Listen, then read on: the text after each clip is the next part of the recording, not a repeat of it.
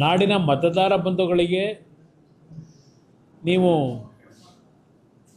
SIRನಲ್ಲಿ ಸರಿಯಾದ ರೀತಿ ಮಾಹಿತಿಗಳನ್ನು ಕೊಡದೆ ಮತದಾರರ ಲಿಸ್ಟ್ನಿಂದ ಹೊರಗೆ ಹೋದರೆ ನಿಮಗೆ ಯಾವುದೇ ರೀತಿಯ ಸರ್ಕಾರದ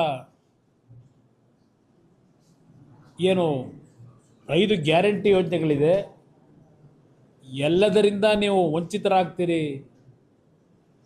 ಈ ಒಂದು ದೊಡ್ಡ ಪ್ರಚಾರದ ಮುಖಾಂತರ ಮುಖ್ಯಮಂತ್ರಿಗಳು ನಾಡಿನ ಜನತೆಗೆ ಜಾಗೃತಿ ಮೂಡಿಸ್ತಕ್ಕಂಥ ಕೆಲಸ ಮಾಡಿದಂಥ ಹಿನ್ನೆಲೆ ಇರಬೇಕು. ಬಹುಶಃ ಪ್ರತಿನಿತ್ಯ ಆ ಕಾಂಗ್ರೆಸ್ನ ಅಧ್ಯಕ್ಷರು,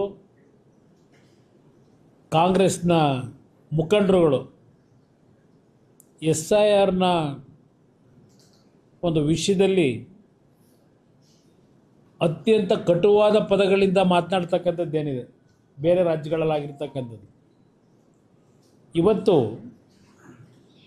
ಮುಖ್ಯಮಂತ್ರಿಗಳ ಪ್ರೇರಣೆ ಇರಬೇಕು ಅಂತ ಕಾಣಿಸ್ತದೆ ಅಂತ ಅದಕ್ಕೆ ಹೇಳಿದೆ. ರಾಮನಗರದಲ್ಲಿ ಈ BLOಗಳು ಚೌಲ್ಟ್ರಿಗಳಲ್ಲಿ ಕೂತ್ಕೊಂಡು ಸಾವಿರಾರು ಜನಗಳನ್ನು ಅಲ್ಲಿ ಕರೆಸಿ ಈ ಒಂದು ಮಾಹಿತಿಗಳನ್ನು ಚೌಲ್ಟ್ರಿ ಕೂತ್ಕೊಂಡು ಏನು ಮಾಡ್ತಾ ಇದ್ದಾರೆ, ಪ್ರತಿ ಮನೆಗೆ ಹೋಗಬೇಕಾದಂಥದ್ದು ಆ BLOಗಳ ಒಂದು ಕರ್ತವ್ಯ ಇರ್ತಕ್ಕಂಥದ್ದು. ಆದರೆ ಇವತ್ತು ರಾಮನಗರದಲ್ಲಿ ಒಂದು ಕೋಮಿಗೆ ಸಂಬಂಧಪಟ್ಟವರನ್ನು ಇವತ್ತು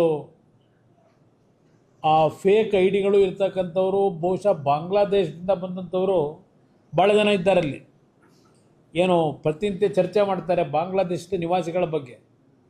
ಕನಿಷ್ಠ ಒಂದು 8ರಿಂದ 10 ಸಾವಿರಕ್ಕೂ ಹೆಚ್ಚಿನ ಸಂಖ್ಯೆಯಲ್ಲಿ ರಾಮನಗರದಲ್ಲಿ ಇವತ್ತು ಇವ್ರನ್ನೆಲ್ಲರನ್ನೂ ರಕ್ಷಣೆ ಕೊಟ್ಕೊಂಡು ಇಟ್ಕೊಂಡಿದ್ದಾರೆ. ರಾಮನಗರ, ಚನ್ನಪಟ್ಟಣ ಭಾಗದಲ್ಲಿ. ಇಲ್ಲಿ ರಾಮನಗರದಿಂದ ನಮ್ಮನ್ನು ಖಾಲಿ ಮಾಡಿಸಿದ್ದೇನೆ ಅಂತಕ್ಕಂಥ ನೆನ್ನೆ ಮಾತೇನು ಹೇಳ್ತಾರೆ. ನನ್ನನ್ನು ಖಾಲಿ ಮಾಡಿಸ್ಲಿಕ್ಕೆ ಆಗಲ್ಲ, ನನ್ನ ಮತ ಇರೋದೇ ರಾಮನಗರದಲ್ಲಿ.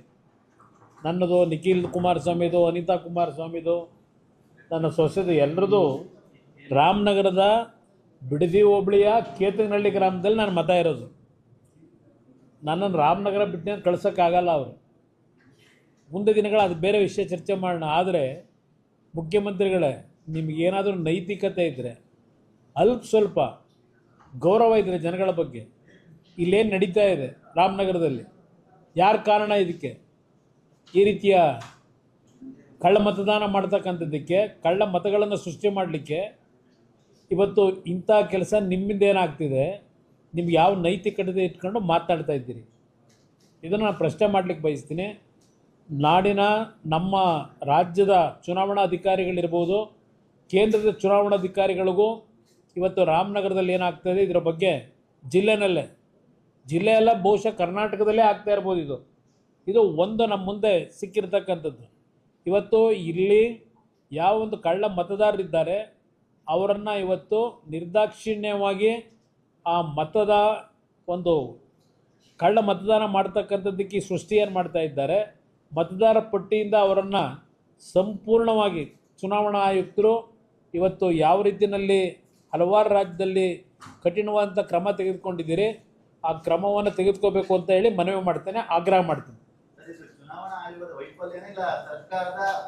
ಇಲ್ಲ, ಸರ್ಕಾರದ ದುರ್ಬಳಕೆ ಇದು.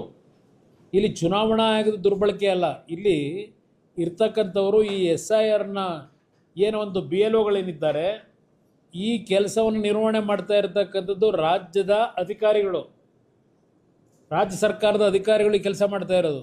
ಇದಕ್ಕೆ ಪ್ರೇರೇಪಣೆ ಈ ರಾಜ್ಯದ ಮುಖ್ಯಮಂತ್ರಿ, ಇವತ್ತು ಅವರು ಪ್ರೇರೇಪಣೆ ಅಂತಕ್ಕಂಥದ್ದು ನನ್ನ ಅಭಿಪ್ರಾಯ. ಅದರಿಂದ ಇವತ್ತು ಚುನಾವಣಾ ಆಯೋಗ ಗಮನ ಹರಿಸಬೇಕು ಈ ವಿಷಯದಲ್ಲಿ. ತಕ್ಷಣ ಇದು ಕ್ರಮ ತೆಗೆದುಕೊಂಡು ಅತ್ಯಂತ ಸೂಕ್ತವಾದಂಥ ರೀತಿಯಲ್ಲಿ ಇದು ಪ್ರಾಮಾಣಿಕತೆಯಿಂದ ಇವತ್ತು SIRನ ಪ್ರಕರಣ ಇವತ್ತೇನು ಪ್ರಕ್ರಿಯೆ ನಡೀಬೇಕಾಗಿದೆ ಅದು ನಡೀಬೇಕು ಅಂತಕ್ಕಂಥದ್ದನ್ನು ಮನವಿ ಮಾಡ್ತಾರೆ.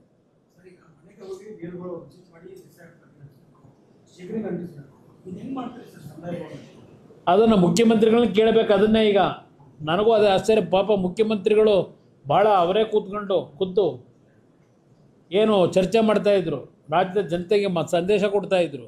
ಇವತ್ತು ಜಿಲ್ಲಾಧಿಕಾರಿ ಏನು ಮಾಡ್ತಾ ಇದ್ದಾರೆ? ಜಿಲ್ಲಾಧಿಕಾರಿನ ಇದೇ ಕೆಲಸಕ್ಕೆ ಬಿಟ್ಕೊಂಡಿದ್ದಾರೆ ಅಲ್ಲಿ.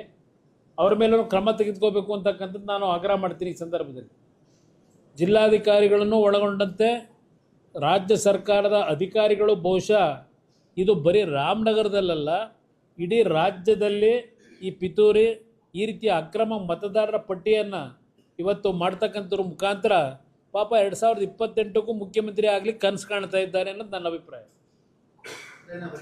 ನಾನು ಚುನಾವಣಾ ಆಯೋಗಕ್ಕೂ ಇದ್ರ ಬಗ್ಗೆ ಪತ್ರವನ್ನು ಬರೀತೀನಿ. ಅದರ ಜೊತೆಗೆ ಗೃಹ ಸಚಿವರ ಗಮನಕ್ಕೂ ಇದನ್ನು ತರೋದ್ರ ಮುಖಾಂತರ ಇವತ್ತು ಈ ರೀತಿ ಕರ್ನಾಟಕದಲ್ಲಿ ಈ ಒಂದು ಅಧಿಕಾರವನ್ನು ದುರ್ಬಳಕೆ ಮಾಡಿ ಪಶ್ಚಿಮ ಬಂಗಾಳದಲ್ಲಿ ಆಗಿರತಕ್ಕಂಥ ರೀತಿಯಲ್ಲೇ ಇಲ್ಲೂ ಇವತ್ತು ಈ ಅಕ್ರಮ ಏನು ಮಾಡಲಿಕ್ಕೆ ಹೊರಟಿದ್ದಾರೆ. ಇದನ್ನು ನಾನು ಕೇಂದ್ರದ ಚುನಾವಣಾ ಆಯುಕ್ತರಿಗೂ ಗಮನಕ್ಕೆ ತರ್ತೇನೆ. ಅದರ ಜೊತೆಗೆ ಕೇಂದ್ರ ಸರ್ಕಾರದ ಗೃಹ ಮಂತ್ರಿಗಳಿಗೂ ಈ ವಿಷಯವನ್ನು ನಾನು ತರಬೇಕು ಅಂತ ಇದ್ದೇನೆ.